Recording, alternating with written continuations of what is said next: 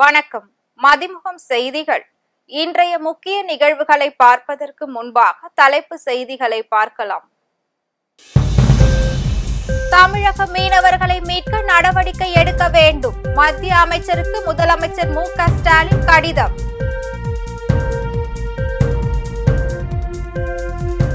முதலமைச்சர் மு.க. ஸ்டாலினுடன் திருமாவளவன் சந்திப்பு. முக்கிய விவகாரங்கள் குறித்து பேசியிருக்கலாம் என தகவல்.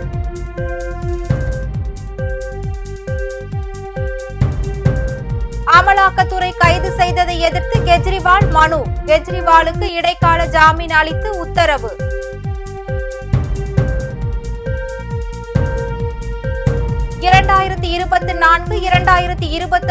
ஆண்டிற்கான மத்திய பட்ஜெட். பொருளாதார வல்லுநர்களுடன் பிரதமர் மோடி ஆலோசனை. இந்தியாவின் வளர்ச்சிக்கு பங்காற்ற வேண்டும். IAS பயிற்சி அதிகாரிகளிடம் பிரதமர் மோடி வலியுறுத்தல். தமிழக மீனவர்களை மீட்க நடவடிக்கை எடுக்க கோரி மத்திய அமைச்சருக்கு முதலமைச்சர் மு.க. ஸ்டாலின் கடிதம் எழுதியுள்ளார். தமிழக அரசு வெளியிட்டுள்ள செய்திக்குறிப்பில், தமிழ்நாட்டை சேர்ந்த 13 மீனவர்கள் வங்கக்கடலில் மீன்பிடித்துக் கொண்டிருந்த போது இலங்கை கடற்படையினரால் கைது செய்யப்பட்டுள்ளார். இலங்கை கடற்படையினர் கைது செய்துள்ள தமிழ்நாட்டை சேர்ந்த மீனவர்களையும் அவர்களது மீன்பிடி படகுகளையும் விடுவித்திட உரிய நடவடிக்கை மேற்கொள்ளுமாறு வலியுறுத்தி மத்திய வெளியுறவுத்துறை மந்திரி ஜெய்சங்கருக்கு தமிழ்நாடு முதலமைச்சர் மு.க. ஸ்டாலின் கடிதம் எழுதியுள்ளார். தமிழ்நாட்டை சேர்ந்த 13 மீனவர்கள் மீன்பிடி படகுகளில் மீன்பிடிக்க சென்றிருந்த நிலையில் இலங்கை கடற்படையினரால் நேற்று கைது செய்யப்பட்டுள்ளனர். மீன்பிடி தொழிலையே தங்களது வாழ்வாதாரமாக கொண்டுள்ள நம் நாட்டு மீனவர்கள் வரலாறு காணாத நெருக்கடியை எதிர்கொள்கின்றனர். தற்போது 173 மீன்பிடி படகுகளும் 80 மீனவர்களும் இலங்கை அதிகாரிகளின் கட்டுப்பாட்டில் உள்ளனர். மீனவர்கள் இதுபோன்று சிறைப்பிடிக்கப்படுவது மீனவர்களின் வாழ்வாதாரத்தை கடுமையாக பாதித்துள்ளதோடு அவர்களது குடும்பத்தினரை பெரும் சோகத்திற்கு உள்ளாக்கியுள்ளது. எனவே இந்த விவகாரத்தில் மத்திய வெளியுறவுத்துறை வலுவான மற்றும் ஒருங்கிணைந்த முயற்சிகளை உடனடியாக மேற்கொண்டு இலங்கை வசமுள்ள அனைத்து மீனவர்களையும் மீன்பிடி படகுகளையும் உடனடியாக விடுவிப்பதை உறுதி செய்திட வேண்டும் என்றும், இது தொடர்பாக உரிய தூதரக நடவடிக்கைகளை மத்திய வெளியுறவுத்துறை அமைச்சர் முடக்கிவிட வேண்டும் என்று அந்த கடிதத்தில் குறிப்பிட்டுள்ளார். மதுபான கொள்கை முறைகேடு வழக்கில் டெல்லி முதலமைச்சர் அரவிந்த் கெஜ்ரிவால் கைதுக்கு எதிரான வழக்கில் உச்ச நீதிமன்றம் இன்று தீர்ப்பு வழங்குகிறது.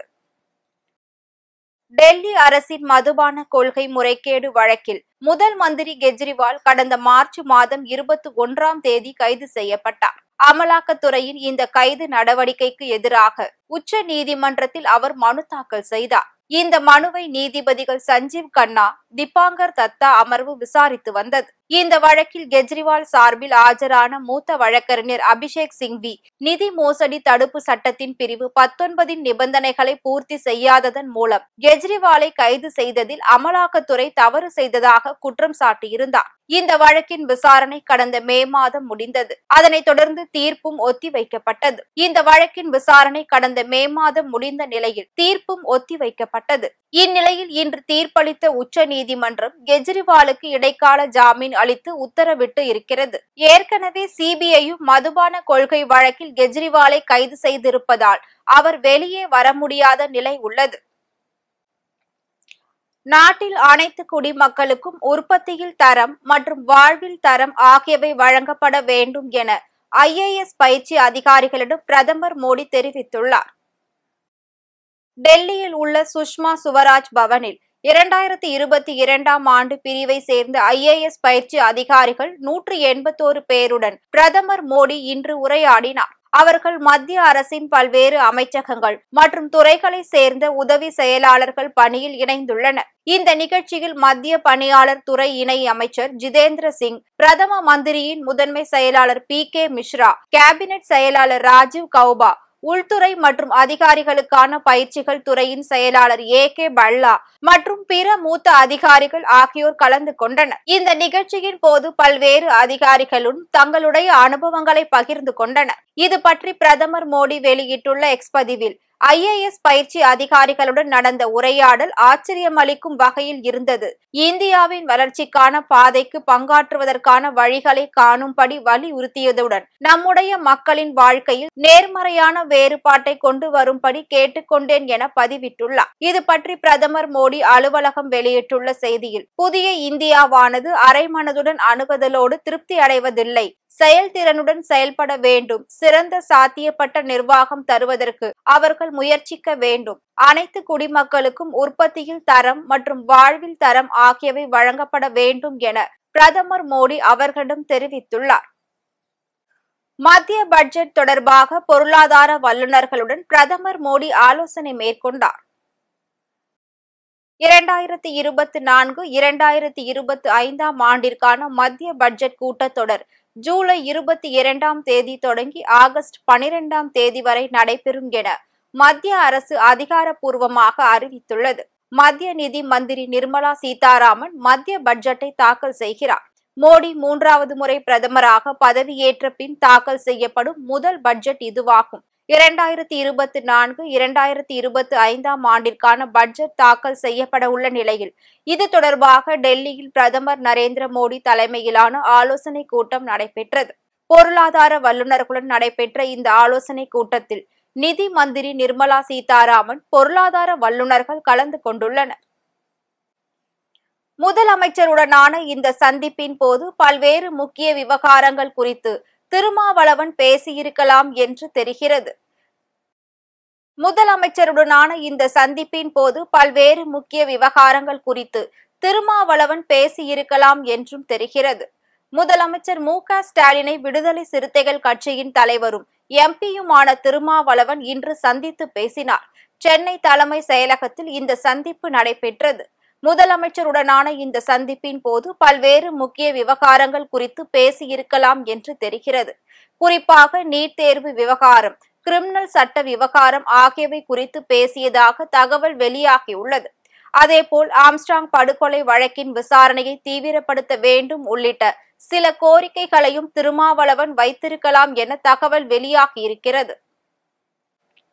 சென்னை உயர்நீதிமன்ற தலைமை நீதிபதியாக KR ஸ்ரீராமை நியமனம் செய்ய கொலிஜியம் பரிந்துரை செய்துள்ளது.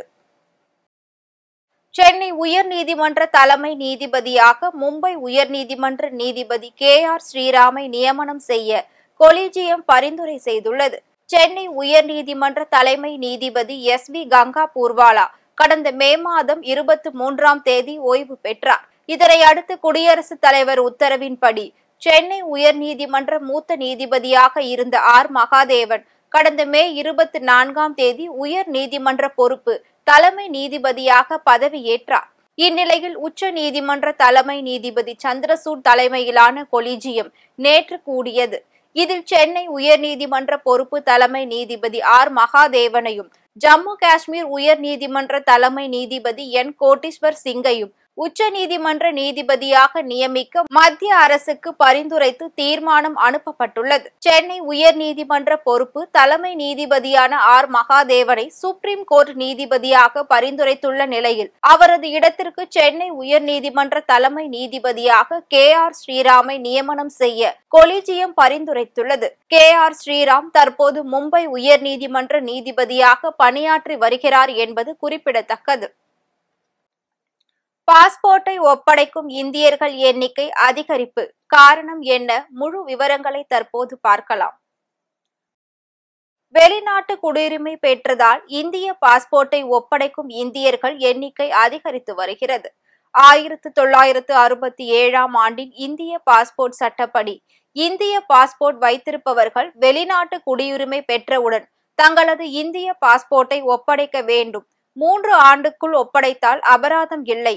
3 ஆண்டுகளுக்கு பிறகு ஒப்படைத்தால் ரூபாய் 10,000 முதல் 50,000 வரை அபராதம் விதிக்கப்படும்.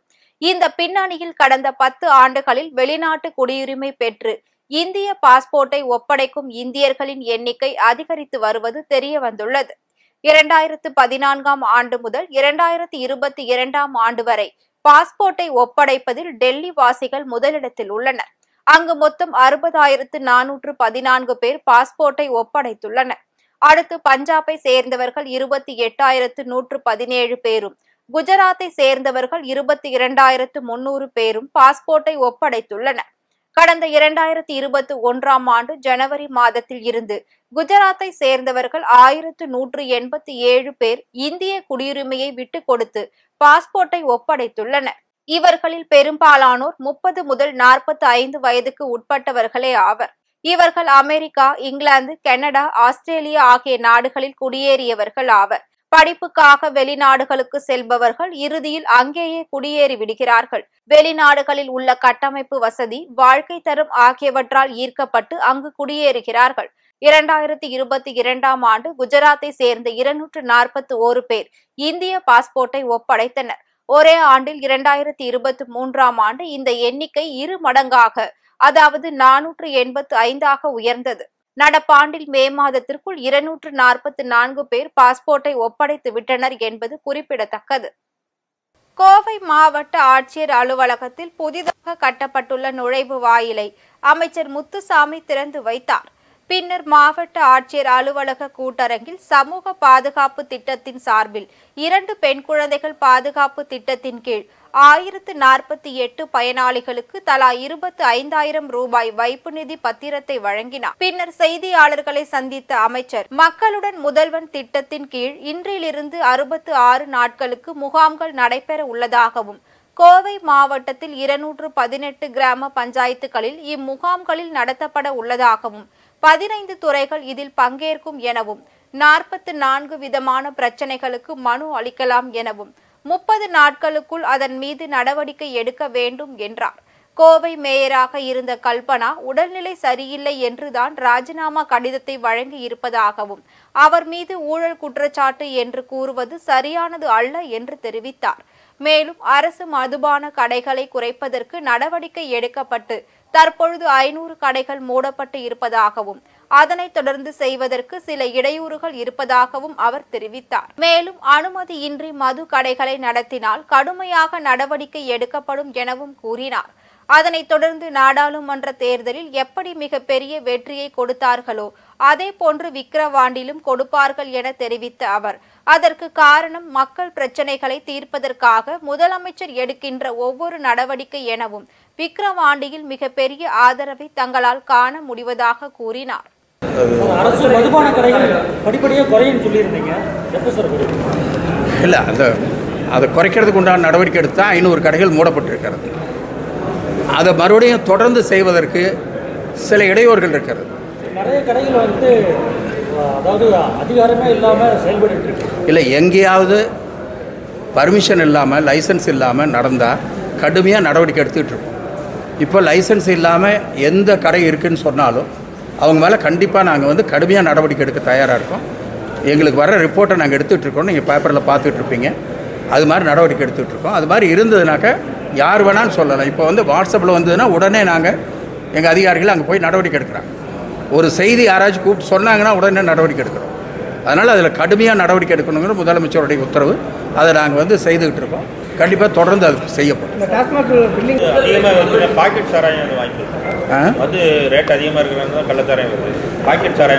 இல்லை, அதெல்லாம் தான் இப்போ பிரச்சனையாக இருக்குது. கோர்ட்டு சொல்லியிருக்காங்க சில கருத்துக்களை.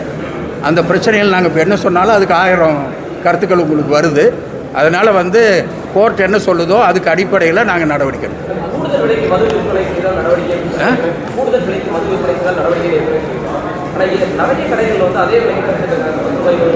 இல்லை, கூடுதலான விலைக்கு விற்றுதுன்னா கடுமையான நடவடிக்கை உண்டுங்க. அது எங்களுக்கு கம்ப்ளைண்ட் வர்றதை நாங்கள் நடவடிக்கை எடுக்கிறோம். சில பேர் அங்கேயே போய் இது எடுத்து எங்களுக்கு அனுப்புகிறாங்க. நாங்கள் அவங்க மேலே கடுமையாக நடவடிக்கை எடுத்துருக்கோம். பல பேர் சஸ்பெண்ட் ஆகியிருக்காங்க. நடவடிக்கை தொடர்ந்து எடுத்துக்கிட்டு தான் இருக்கோம். எங்கேயாச்சும் 2 இடத்துல நடந்ததுனாக்கா அந்த தகவல் எங்களுக்கு வந்தால் அல்லது யாராச்சும் சொன்னீங்கன்னாக்கா நாங்கள் அதுக்கு நிறைய ஃபோன் நம்பரே கொடுத்துருக்கோம். உங்கள் பேரே சொல்ல வேண்டாம், தகவல் மட்டும் சொல்லுங்க. தமிழகத்தில் குறிப்பிட்ட அளவு கட்டிட அளவுகளுக்கு இனி கட்டிட நிறைவு சான்றிதழ் இல்லாமல் மின் இணைப்பு வழங்கும் புதிய விதிமுறைகள் அமலுக்கு வந்துள்ளது. தமிழகத்தில் புதிதாக கட்டப்பட்ட கட்டிடத்திற்கு கட்டிட நிறைவு சான்றிதழ் பெற வேண்டும் என்றால் வரைபடத்தில் உள்ள அளவில்தான் கட்டிடம் கட்டியிருக்க வேண்டும். அதில் விதிமீறல்கள் இருந்தால் பணி நிறைவு சான்றிதழ் வழங்கப்படாது. எனவே கட்டிடம் கட்டுபவர்கள் விதிகளை கடைபிடித்து வந்தனர். ஆனால் அதே வேளையில் இந்த சான்றிதழ் பெறுவதில் பல்வேறு இடர்பாடுகள் ஏற்படுவதாக பல்வேறு தரப்பில் இருந்தும் புகார்கள் எழுந்தன. இதற்கு முன்னர் வணிக கட்டிடங்கள் எந்த அளவாக இருந்தாலும் கட்டிட பணி நிறைவு சான்றிதழ் கட்டாயம் இருந்தால்தான் மின் இணைப்பு வழங்கப்படும் என்ற நிலை தற்போது தளர்த்தப்பட்டுள்ளது. தமிழக அரசின் இந்த நடவடிக்கைக்கு ஒருபுறம் வரவேற்பு இருந்தாலும் சிலர் இதற்கு எதிராக குரல் கொடுக்கின்றனர். ஏனென்றால் கட்டிடம் கட்டுபவர்கள் விதிகளை மீறினால் அவர்கள் மீது எந்த நடவடிக்கையும் எடுக்கப்படுவதில்லை. கட்டிட நிறைவு சான்றிதழ் வழங்கினால்தான் மின் இணைப்பு என்ற சூழ்நிலை இருந்ததால் விதிகளை மீறுவதற்கு அச்சப்பட்டனர். ஆனால் இப்போது அதிலும் விதிவிலக்கு வழங்கி இருப்பதால் விதிமீறல் கட்டிடங்கள் அதிகரிக்கும் என்று கூறுகின்றனர். மயிலாடுதுறை அருகே சந்தேக மரண வழக்கை கொலை வழக்காக மாற்ற கோரி இறந்தவர் உடலுடன் தொடரும் சாலை மறியலில் ஈடுபட்டுள்ளதால் அப்பகுதியில் பரபரப்பு ஏற்பட்டுள்ளது. மயிலாடுதுறை அருகே பில்லாவடந்தை பகுதியை சேர்ந்தவர் ஜெரால்ட். அவரது நண்பர் ஜோதி பாசு தற்கொலை செய்து கொள்ள வைத்திருந்த விஷம் கலந்த மதுவை குடித்து விட்டதால் இறந்துவிட்டார் என்றும் ஜோதி பாசு மருத்துவமனையில் சிகிச்சை பெற்று வருகிறார்.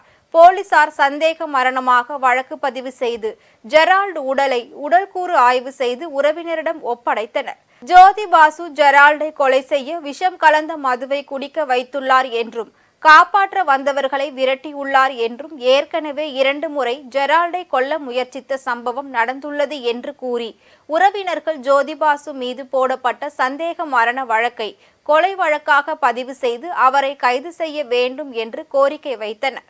போலீசார் அதற்கு உடன்படாததால் ஜோதிபாசின் உடலை செம்பனார் கோவில் நல்லாடை என்ற பகுதியில் சாலையில் வைத்து ஊர் மக்கள் மறியலில் ஈடுபட்டனர். ஜோதிபாசு மீது கொலை வழக்கு பதிவு செய்து அவரை கைது செய்யும் வரை தங்களது போராட்டம் தொடரும் என்று கூறி போராட்டத்தை தொடர்ந்து வருகின்றனர். மதியம் 12 மணி முதல் சாலை மறியல் நடைபெற்று வருகிறது. இதனால் செம்பனார் கோவில் வழியாக செல்லும் பேருந்துகள் திருப்பிவிடப்பட்டுள்ளன. இந்தியாவின் முதன்மையான சூரியகாந்தி எண்ணெயை தனியார் நிறுவனம் பி-ரைட் என்ற பெயரில் அதன் தயாரிப்புகள் அறிமுக விழா சென்னை எக்மோரில் உள்ள தனியார் விடுதியில் நடைபெற்றது. பின்னர் செய்தியாளர்களிடம் பேசிய ஜெமினி எடிஃபில்ஸ் மற்றும் பேஸ்ட் இந்தியா லிமிடெட் விற்பனை மற்றும் சந்தைகளுக்கான துணைத் தலைவர் சந்திரசேகர் ரெட்டி, தமிழ்நாடு மாநிலத்தில் நுகர்வுக்காக எமது உயர்திணை தயாரிப்புகளை அறிமுகம் செய்வது எங்களுக்கு மகிழ்ச்சி அளிக்கிறது என்று கூறினார். சூரியகாந்தி எண்ணெய்க்கான அதிக நுகர்வுள்ள சந்தைகளுக்குள் தமிழ்நாடு ஒன்றாக, மேலும் உடல்நலம் மற்றும் சுவையும் திருப்தி அளிப்பது எங்களுடைய நோக்கமாகும். அடுத்த கட்டமாக கடலெண்ணெய், நல்லெண்ணெய் மற்றும் ரைஸ் பிராண்ட் உள்ளிட்டவை போன்ற எண்ணெய்கள் விரைவில் அறிமுகப்படுத்தப்படும் என்று தெரிவித்தார். இந்த ஜெஃப் கம்பெனி வந்து ஆக்சுவலி இந்தியாவிலே number 1 sunflower oil company. Okay, இப்போது இன்றைக்கி வந்து தமிழ்நாடு, தெலங்கானா, கர்நாடகா, ஆந்திர பிரதேஷ், ஒரிசா இந்த மார்க்கெட்டில் வந்து நம்ம இருக்குது. ஏபி, தெலங்கானா, ஒரிசா வந்து நம்ம நம்பர் 1 இருக்குது. ஆந்திரா, கர்நாடகா அண்ட் சத்தீஸ்கர் மார்க்கெட் வந்து நம்ம ப்ரோக்ரஸிவாக இருக்குது. தமிழ்நாடு வந்து ஆக்சுவலி நம்ம அதை ரிசர்ச் பண்ணிட்டு இருந்தேன். நம்ம தமிழ்நாடு டேஸ்ட்டு, தமிழ்நாடு அவர் preferences, so all this things நம்ம ரிசர்ச் பண்ணி தமிழ்நாடுக்கு இது தமிழ்நாடு ப்ராடக்ட் மாதிரி நம்ம வந்து லான்ச் பண்ணுறேன். அதுதான் இன்றைக்கி வந்து நம்ம பி-ரைட் இங்கே லான்ச் பண்ணுறேன். ஸோ இப்போ நீங்கள் கலர் பார்த்தோன்னாக்கா, அந்த டிசைன் பார்த்தோன்னாக்கா, இதெல்லாம் just been liked by Tamil Nadu people. So that is the reason why this Bright has been launched in Tamil Nadu. Okay, we are giving the best quality oil. இப்போ நீங்கள் பார்த்தோன்னாக்கா ஃப்ரீடம் ஆஃப் பி-ரைட்டுக்கு டிஃப்ரென்ஸ் கிடையாது. We are giving the best quality oil and both are coming from the same factory and we have the best factory. என்னன்னா இன்றைக்கி காக்கிநாடில் பார்த்தோன்னாக்கா இந்த ஃபேக்ட்ரி வந்து நம்பர் 1 ஃபேக்ட்ரி, இந்த வேர்ல்ட் கிளாஸ் ஃபேக்ட்ரி அது. ஸோ இந்த ஃபேக்ட்ரி வந்து we are giving best quality oil and definitely we are நீங்கள் இங்கே தான் இருக்க போகிறேன். And we do all type of marketing activities, almost 360 degree marketing activity பண்ண போகிறேன் இந்த மார்க்கெட்டில். அண்ட் இந்த மார்க்கெட்டில் நாங்கள் இருக்க போகிறேன். And we have a big plans, huge plans for Tamil Nadu. Thank you. Thirumangalam அருகே அருள்மிகு ஸ்ரீ வைரவ சாமி கோவில் 47 ஆண்டுகளுக்கு பிறகு கும்பாபிஷேக விழா நடைபெற்றது. மதுரை மாவட்டம் திருமங்கலம் அருகே அருள்மிகு ஸ்ரீ வைரவ சாமி கோவில் கும்பாபிஷேகம் நடத்த முடிவு செய்யப்பட்டு கும்பாபிஷேக பணிகள் நடைபெற்று வந்தது. 1977ஆம் ஆண்டு கும்பாபிஷேகம் நடைபெற்ற நிலையில் 47 ஆண்டுகளுக்கு பிறகு கும்பாபிஷேகம் நடைபெற்றது. அதனைத் தொடர்ந்து இன்று காலை யாக சாலையில் வைக்கப்பட்ட புனித நீர் கலசங்களுக்கு சிறப்பு பூஜைகள் நடத்தப்பட்டது. இதனைத் தொடர்ந்து சிவாச்சாரியார்கள் கலசங்களை சுமந்து கோவிலை சுற்றி வந்து கோவில் கோபுரத்திற்கு காலை 11 மணி அளவில் வேத மந்திரங்கள் மேல தாளங்கள் முழங்க கோபுர கலசத்தில் புனித நீர் ஊற்றப்பட்டு மகா கும்பாபிஷேக விழா நடைபெற்றது. இவ்விழாவை காண சுற்று வட்டாரத்தில் பல்வேறு கிராமங்களில் இருந்து ஏராளமான பக்தர்கள் பங்கேற்று சுவாமி தரிசனம் செய்தனர். கோவிலுக்கு வந்த பக்தர்கள் அனைவருக்கும் அன்னதானமும் வழங்கப்பட்டது. நேற்று தங்கம் விலை சவரனுக்கு ரூபாய் 200 உயர்ந்த நிலையில் இன்று மேலும் உயர்ந்துள்ளது. இல்லத்தரசிகள் மத்தியில் பெரும் கலக்கத்தை ஏற்படுத்தியுள்ளது. தங்கம் விலை கடந்த மே மாதத்தில் கிடுகிடுவென அதிகரித்து ஒரு சவரன் 55,000 கடந்தது. நடுத்தர மற்றும் ஏழை எளிய மக்களுக்கு எட்டா கனியாகிவிடும் என்று நினைக்க தோன்றும் அளவிற்கு தங்கம் விலை அதிகரித்து காணப்படுகிறது. நேற்று தங்கம் விலை சவரனுக்கு 200 ரூபாய் உயர்ந்த நிலையில் இன்று மேலும் உயர்ந்துள்ளது. அதன்படி சென்னையில் 22 கேரட் ஆபரண தங்கத்தின் விலை இன்று சவரனுக்கு 320 ரூபாய் உயர்ந்து 54,600 ரூபாய்க்கு விற்பனை செய்யப்படுகிறது. ஆபரண தங்கம் கிராமிற்கு 40 ரூபாய் உயர்ந்து 6,825 ரூபாய்க்கு விற்பனை செய்யப்படுகிறது.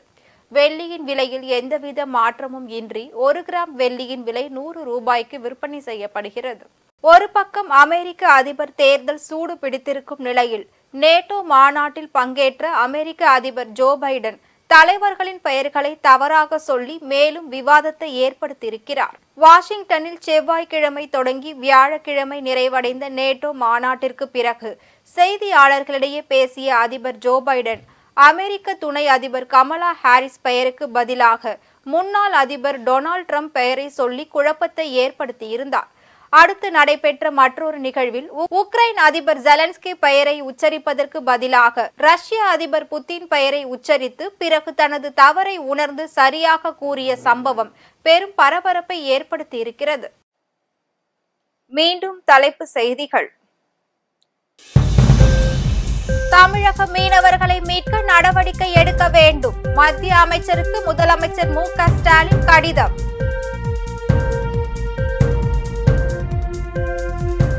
முதலமைச்சர் மு.க. ஸ்டாலினுடன் திருமாவளவன் சந்திப்பு. முக்கிய விவகாரங்கள் குறித்து பேசியிருக்கலாம் என தகவல்.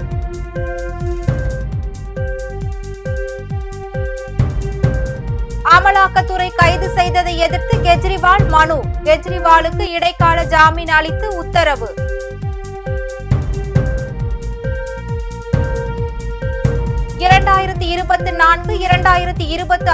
ஆண்டிற்கான மத்திய பட்ஜெட் பொருளாதார வல்லுநர்களுடன் பிரதமர் மோடி ஆலோசனை. இந்தியாவின் வளர்ச்சிக்கு பங்காற்ற வேண்டும். IAS பயிற்சி அதிகாரிகளிடம் பிரதமர் மோடி வலியுறுத்தல். இத்துடன் செய்திகள் நிறைவடைந்தன. மீண்டும் செய்திகள் இரவு 8 மணிக்கு. மேலும் செய்திகளை தெரிந்து கொள்ள மதிமுகம் பிரைம் யூடியூப் தளத்தில் இணைந்திருங்கள்.